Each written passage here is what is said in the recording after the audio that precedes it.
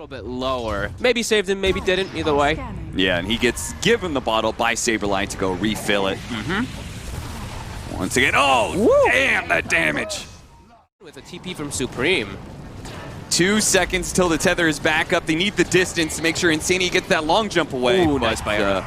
They do manage to stop it with a battery assault and get the kill. Wasn't able to actually successfully set up a pull. Here comes that Fury on. Box is going to try and juke into the trees, stay out of sight. So Charlie can't lose that ultimate, but he doesn't even need it. Thanks to all that physical damage. Good blocks by Supreme.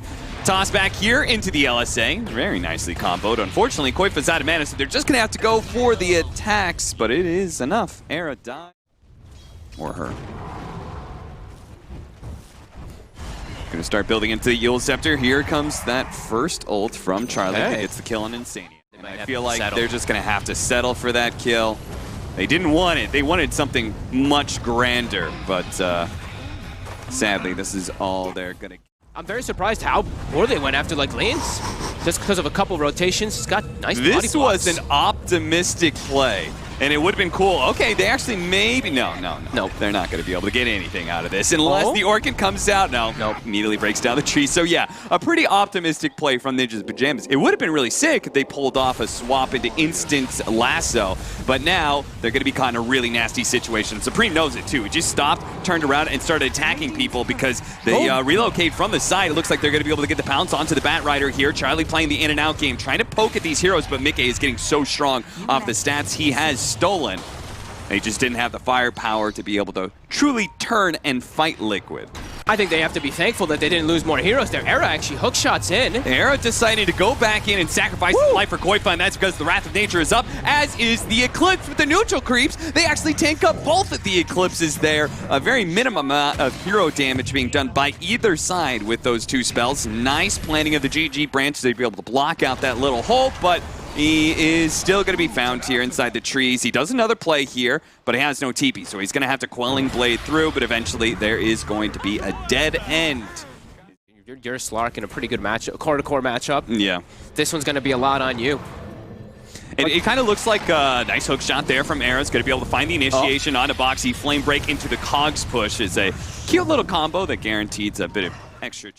Boxy turns around, just goes straight for the Doom because he was being threatened by Era here. And there's the reload. The relocate's going to come in to try and ensure the kill, but they are actually going to fight back here. Supreme is going to show up and try and quickly kill this IO. Insania trying to dance away to the trees, doesn't quite make it. BKB activated by Supreme, so instead they're going to go for Boxy. Boxy is going to be able to bring down Saberlight here. Boxy runs the opposite direction of the rest of his team.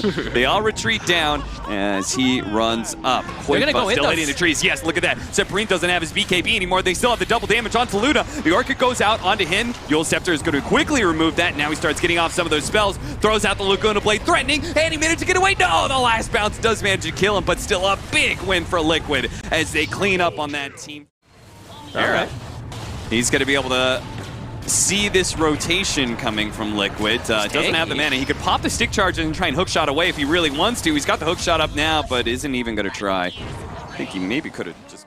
If they push forward into the high ground, that may be a perfect opportunity. Telekinesis starting things off. LSA, it looks like the Bat Rider's just going to die right away unless the swap. No, Koifa's going to hunt him down with the Laguna Blade, and Misha's life is forfeit as well. Maybe even a Courier. Yeah, they'll get that too. Boxy pushing forward with all that movement speed is helping to spot somebody here because they still have the relocate, and they're going to relocate right on top of Charlie. They're going to buy back onto Misha here. He does have the swap, and he's going to need it too because Charlie's in some trouble, has been doomed up. He actually does an offensive swap instead, and Charlie gets some time to lay out some Laguna Blade damage as he's bouncing back and forth onto Boxy. The relocate back out now. Boxy no longer having his BKB, and the Doom is about to wear out onto Charlie. He's got to be careful of the Lina though, and it looks like the Bat Rider is the one who stumbles a little bit too far forward. Instead, Taiga, who had stolen the swap, managed to have his BKB back up, but they didn't have a pounce either. Charlie, oh no, he has no way to be able to cut through the trees, so the stolen sprout from Taiga is going to be able to find this kill. Downside to 20 seconds or so, but they know not a whole lot is up for NB mid. Offensive swap actually going out. Boxy. Okay. He gets ripped apart by all that physical damage. Another swap going out as Misha pulling Taiga into a position. Nice stolen swap though, but it does manage to kill Koifa. Taiga, why would you do that to your cores? And he swaps again, but he's dead. What the? Tired of those fights, Slark. It's a tough time playing against those. Man, having Spider Legs save so much. That hook shot nicely picked onto Insania, trying to keep him from being able to tether away. The tether goes out, but the battery assault stops it. They keep the silence onto Mickey. Mickey forced to use his BKB here. Trapped inside the Sprout, though, is going to have to go for the Shadow Dance. Pouncing. The rest of his team is drawing close, but NinjasInPyjamas, they have so much good chase here. Another Dark Pack that wears out. Swap? No, not quite there for Misha. He tried, but wasn't close enough. And now Boxy, he's going to be the target as the swap goes on to him, canceling his TP. Swap back into the rest of the team. Both charges used to be able. And Charlie has gotten so much. I mean, it's 2 sets of Rex just off of that.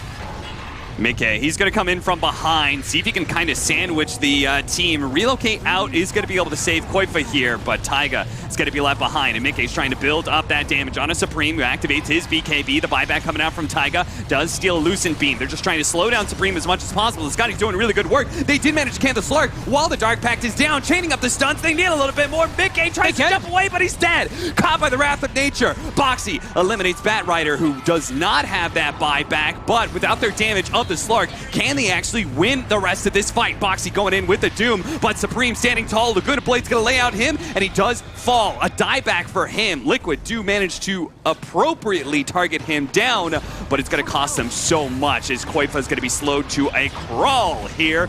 He dies as well. Fast here with those auras. Once that tower's down, the glaive bounces come in too.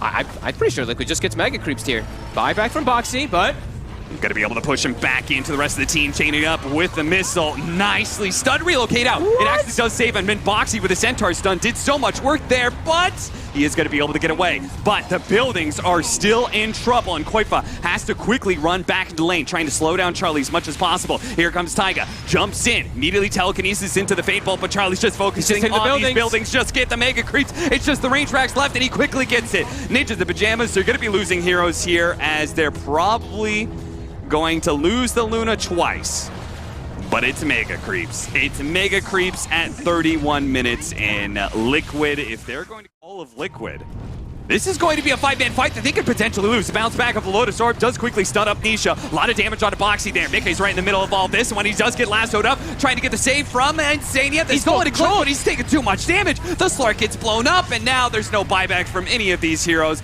and that should be it. NinjasInPyjamas, all they have to do is finish off Koifa, the only damage dealer left in this game, and that's it. Taiga may have gotten away.